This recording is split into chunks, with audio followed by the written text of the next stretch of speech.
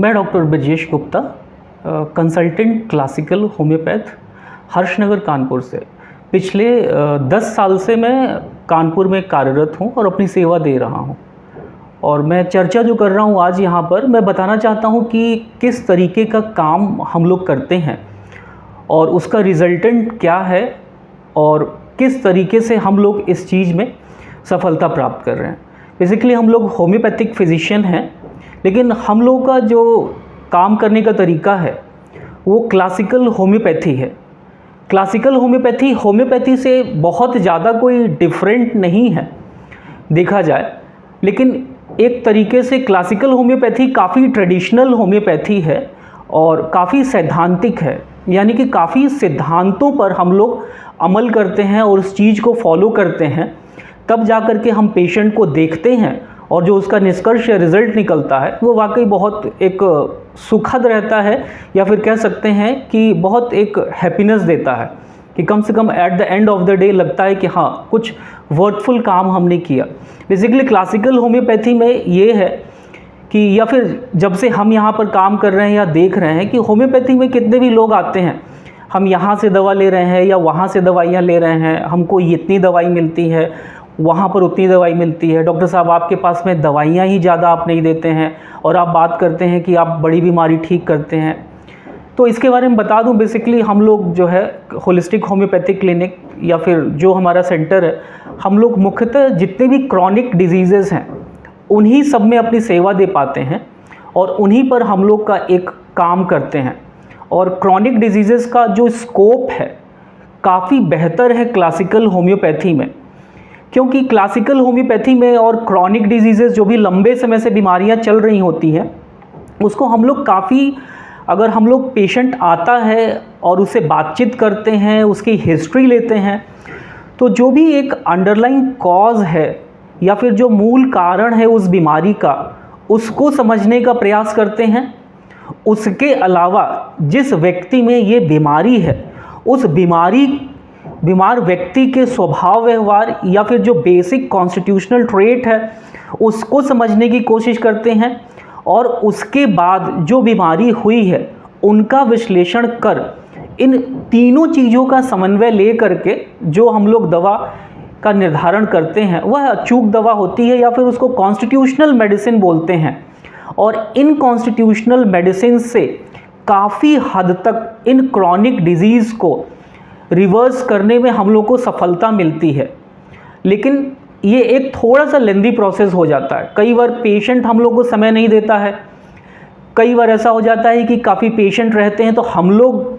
उसको बहुत अच्छे से नहीं देख पाते हैं, लेकिन फिर भी हम लोग का प्रयास ऐसा रहता है कि जितने भी लोग हमारे पास में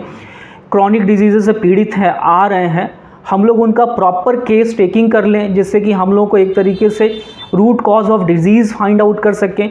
बेसिक कॉन्स्टिट्यूशन उस व्यक्ति का जान सकें, उस बीमारी में का जान सकें और एक बेहतर दवा का निर्धारण या चुनाव कर सकें, जिससे कि उस बीमारी से वो व्यक्ति बिल्कुल ठीक ठाक हो सके। लेने में ये सुरक्षित है,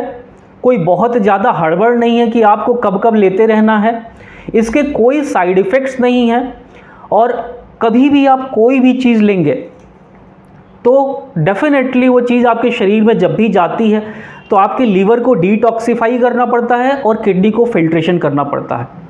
लेकिन अगर सिंपल मेडिसिन्स आपके शरीर में जाती हैं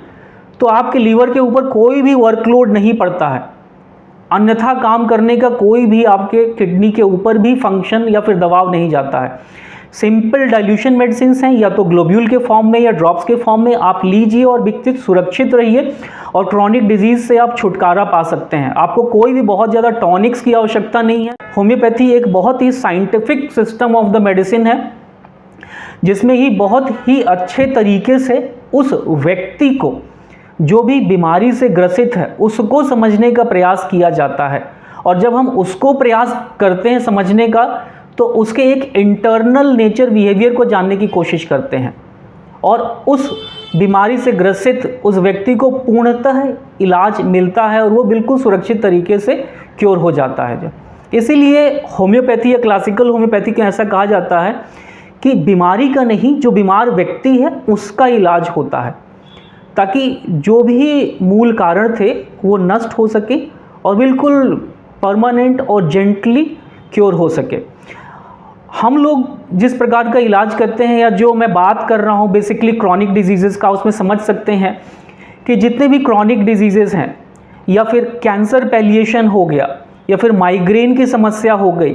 या फिर सोरियासिस की समस्या हो गई जो काफ़ी लंबे समय से चलता आ रहा है, पेशेंट कई बार आदी हो जाता है या होम्योपैथिक इलाज कहीं करा रहा होता है, उसका बर्डन ऐसा होता है कि जब तक मौसम ठीक है तब ठीक है, जब मौसम में परिवर्तन हुआ तब फ्लेयर अप्स हो जाते हैं। या फिर कुछ भी क्रॉनिक डिजीजेज इस तरीके हैं जैसे कि एंकोलाइजिंग स्पॉन्डिलाइटिस है। ये सारी समस्याओं का निदान क्लासिकल होम्योपैथी में बहुत ही सुरक्षित, बहुत ही सरल और मिनिमम दवाइयों के द्वारा होता है। कभी भी आपको बहुत ज़्यादा दवाइयाँ नहीं इस्तेमाल करनी पड़ेगी। सुरक्षित रहिए,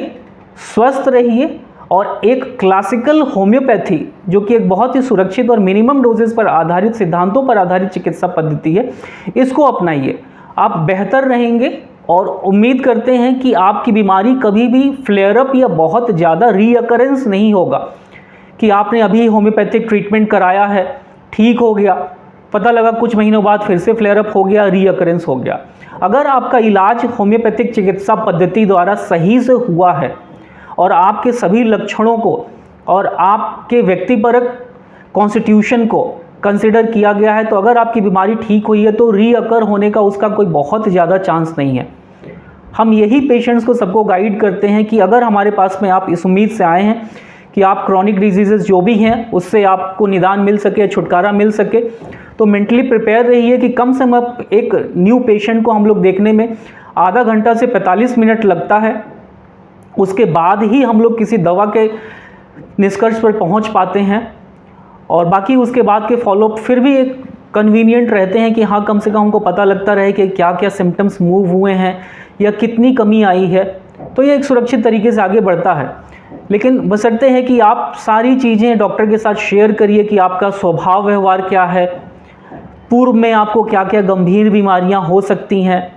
आपके आनुवांशिक बीमारियों के क्या आपके परिवार में लक्षण चले आ रहे हैं। यह सब चीज़ें आपके होम्योपैथिक डॉक्टर को सहयोग करेंगी एक बेहतर दवा के चुनाव करने में, और उन दवा के चुनाव से हो सकता है आप अगर किसी लाइलाज बीमारी से भी ग्रसित होंगे तो उससे आपको छुटकारा मिल सकता है बहुत आसानी से, कुछ परहेज़ करके और बाकी इन दवाइयों के सहयोग से। Thank you.